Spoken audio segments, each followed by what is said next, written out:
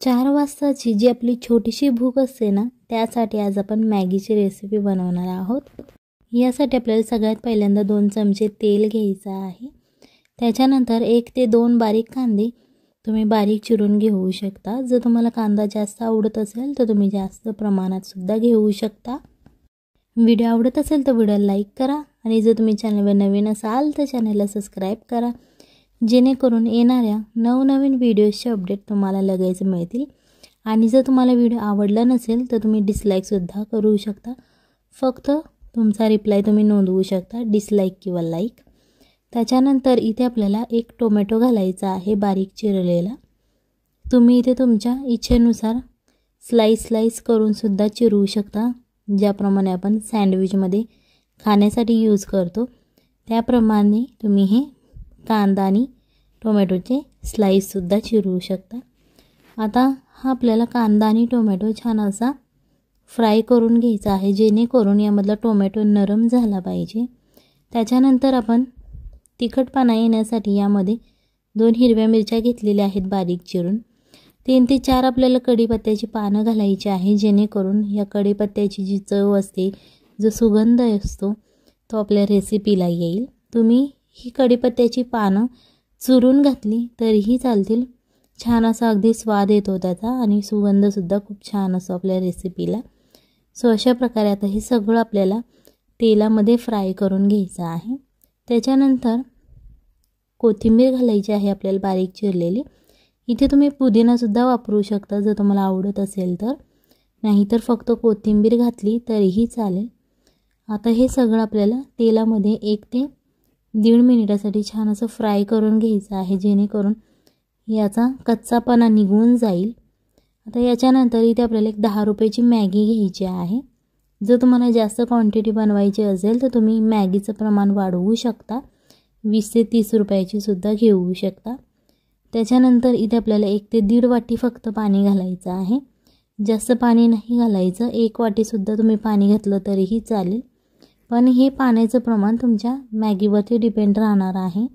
जर तुम्ही मॅगी जास्त घेतली असेल तर तुम्ही पाण्याचं प्रमाण सुद्धा वाढवू शकता। सो अशा प्रकारे आता आपण यामध्ये पाणी घातलेलं आहे। आता सगळ्यात पहिल्यांदा हे पाणी आपल्याला उकळवून घ्यायचं आहे आणि जे आपण इंटरेस्टिंग जे मसाले यामध्ये यूज करणार आहोत ते आपल्याला सुरुवातीला घालायचे नाहीत। सुरुवातीला फक्त आपल्याला मॅगी या पाण्यामध्ये नरम करून घ्यायची आहे, जेणेकरून ते मसाले जे आपण घालणार आहोत ते मॅगी पूर्णपणे शोषून घेईल। सो अशा प्रकारे ही मॅगी यामध्ये पूर्णपणे सुट्टी करून घ्यायची आहे। सगळ्यात पहिल्यांदा तिला थोडी नरम होऊन द्यायची आणि त्याच्यानंतरच हे जे मॅगीचे नूडल्स आहेत ते आपल्याला असे खुल्ले करून घ्यायचे आहेत। ही रेसिपी तुम्ही नाश्त्याला खाऊ शकता किंवा 4 वाजताची जी छोटीशी भूक लागते आपल्याला, त्या भुकेसाठी सुद्धा ही रेसिपी तुम्ही बनवू शकता आणि मुलांच्या टिफिनला सुद्धा देऊ शकता। इतकी इंटरेस्टिंग रेसिपी होते। त्याच्यानंतर आपल्याला अर्धा चमचा पांढरे तीळ घालायचे आहेत। इथे तुम्ही तिळाचं प्रमाण सुद्धा वाढवू शकता जर तुम्हाला जास्त तीळ आवडत असतील तर। अर्धा चमचा गरम मसाला घालायचा आहे आणि अर्धा चमचा लाल तिखट, जे आपल्या घरात सहज अवेलेबल असतं ते घालायचं आहे। त्याच्यानंतर मॅगी मसाला घ्यायचा आहे। इथे तुम्हाला हे पॅकेट वेगळं दिसत असेल, कारण ही मॅगी वेगळ्या ब्रँडची मी घेतलेली आहे। तुमच्या भागात जी मॅगी अवेलेबल होते तुम्ही ती घेऊ शकता, ब्रँड यामध्ये महत्त्वाचा नाही। त्याच्यानंतर 1 चमचा डार्क सोया सॉस घालायचा आहे। जर तुमचा लाईट सोया सॉस असेल तर तुम्ही 2 चमचे घालवू शकता आणि डार्क असेल तर 1 चमचा घालवू शकता। अशा प्रकारे आता आपले हे मसाले घालून झालेले आहेत। त्याच्यानंतर हे मिक्स करून घ्यायचं आहे, जेणेकरून जे आपण मसाले घातलेले आहेत ते मॅगी आणि आपल्या भाज्यांना लागले जातील। सो अशा प्रकारे हे मिक्स करून घ्यायचं आहे। तुम्ही याच्यावरती झाकण ठेवून सुद्धा शिजवू शकता, पण त्याची चव थोडी वेगळी लागते। सो अशा प्रकारे तुम्ही ही मॅगी उघडीच शिजवायची आहे, जेणेकरून छान चव लागेल। तुम्हाला दिसत असेल बघा, अशा प्रकारे आता ही मॅगी उकळायला लागलेली आहे। दिसायलाही खूप छान दिसते आणि चवही छान लागते। त्याच्यानंतर आपल्याला मीठ घ्यायचं आहे। इथे आपल्याला चवीनुसार मीठ घालायचं आहे। मीठ घालताना लक्षात ठेवा, कारण आपण यामध्ये सोया सॉस सुद्धा घातलेला आहे। सो सोया सॉसमध्ये मीठ असतं, परत मॅगीचा जो मसाला घातलेला आहे त्यामध्ये सुद्धा मीठ असतं। सो मीठात घालताना तुम्ही जरा प्रमाण लक्षात ठेवा।